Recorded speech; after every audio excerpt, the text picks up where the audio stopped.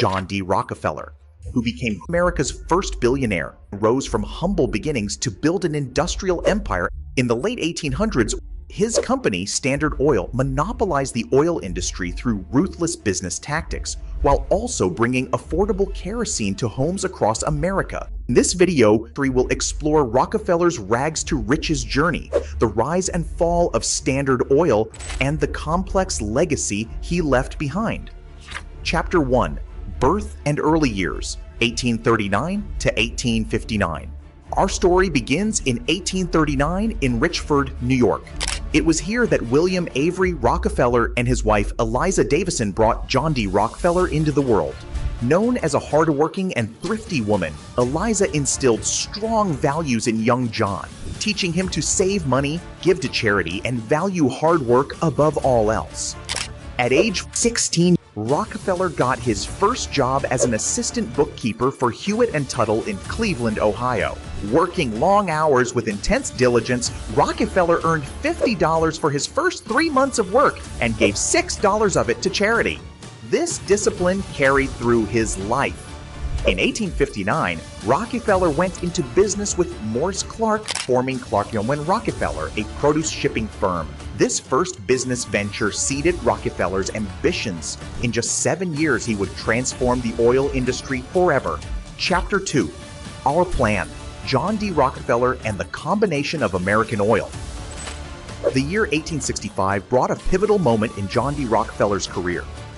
While running his own small refinery in Cleveland, Ohio, Rockefeller attended a curious auction.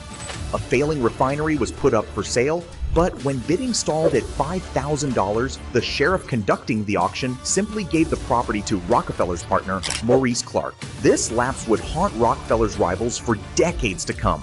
It was events like this that opened Rockefeller's eyes to the enormous potential profits and inefficiencies plaguing the young oil industry. He immediately saw the future, where refined kerosene would illuminate homes across America, and lubricating oil would power the coming industrial revolution.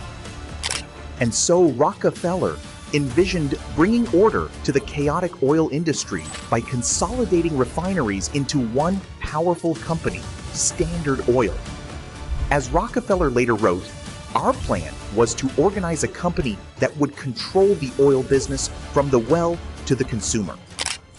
To achieve this vision, Rockefeller was relentless in his pursuit of efficiency and integration. He bought up rival refineries and crippled competitors. Rockefeller revolutionized the way oil was transported by utilizing railroad tank cars, building hundreds of miles of pipelines, and expanding storage facilities. This allowed Standard Oil to ship oil faster and more cheaply than anyone imagined. Within just 7 years of that fateful auction, Standard Oil was refining over 90% of America's oil.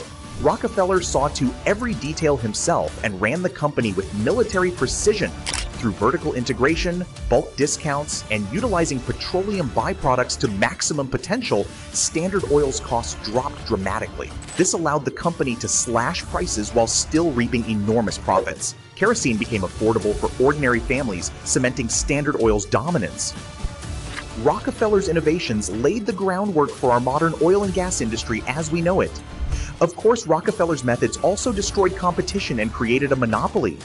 But his vision transformed a fledgling, inefficient industry into a juggernaut to fuel American industry.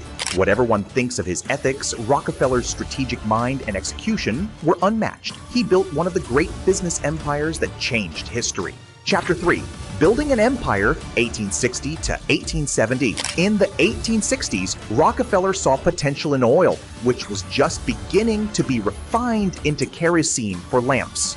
Partnering with chemist Samuel Andrews, he opened his own refinery under a new entity, Standard Oil. Right away, Rockefeller looked to gain advantage over other refineries. He purchased entire shipments of oil at a discount, transported it cheaply by railroad, and sold kerosene and other byproducts to the public. By 1870, Standard Oil was incorporated in Ohio with Rockefeller as its president. He bought up rival refineries left and right, capturing all stages of production from oil wells to transportation. This allowed Standard Oil to keep prices painfully low. Competitors had two choices: sell out to Rockefeller or go bankrupt.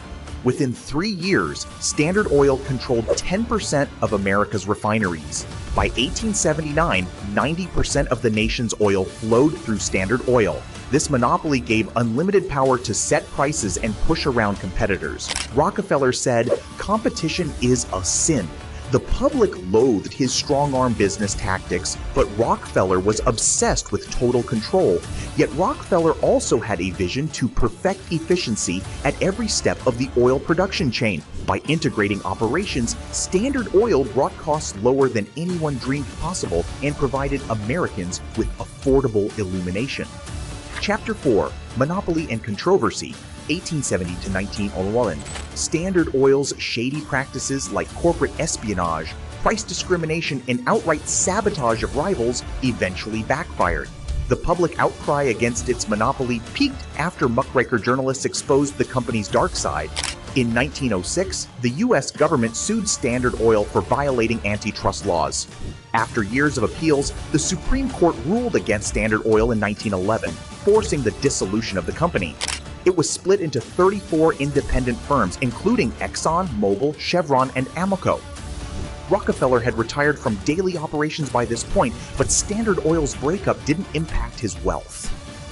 The shares he retained in the new company shot up in value, making him America's first billionaire by 1916. Chapter 5: Legacy and Impact, 1911 to 1937. In his later years, Rockefeller focused on philanthropy. In 1913, he established the Rockefeller Foundation, donating over $500 million to medical research and education. He founded the University of Chicago and Rockefeller University. By the time he died, his donations exceeded $500 million to billions in today's dollars. Yet he lived humbly, teaching Sunday school and staying devoted to his wife Laura and family. Despite his ruthless business tactics, Rockefeller left much of his wealth to benefit mankind, a paradox that still confuses historians. When Rockefeller passed away in 1937 at age 97, his net worth was estimated to be over $300 billion in today's dollars, cementing his legacy as the wealthiest American in history. Chapter 6: Lessons Learned, 1937 onward. So what built Rockefeller's success? He excelled at seeing the big picture, taking risks, and eliminating inefficiency through consolidation. His intense discipline, work ethic, and thrift were unmatched, but his predatory tactics damaged competition. And while bringing down prices, he also stunted wages for oil workers. The debate around his monopoly continues today. Beyond profits, Rockefeller strove for unity, respect, and perfection within his company, values he believed brought out the best in people. He passed these ideals down to his heirs, who became great philanthropists. The oil giants, Standard Oil spawned, continued to shape the energy industry, but Rockefeller leaves perhaps his greatest impact on philanthropy and higher education. His controversial methods informed today's conversations around business ethics and wealth inequality, showing how the actions of one man can transform the world for better or worse. I hope you enjoyed this in-depth look at the world's first billionaire, John D. Rockefeller. Let me know your thoughts in the comments, and be sure to subscribe to Infinite Lux for more insightful business history videos.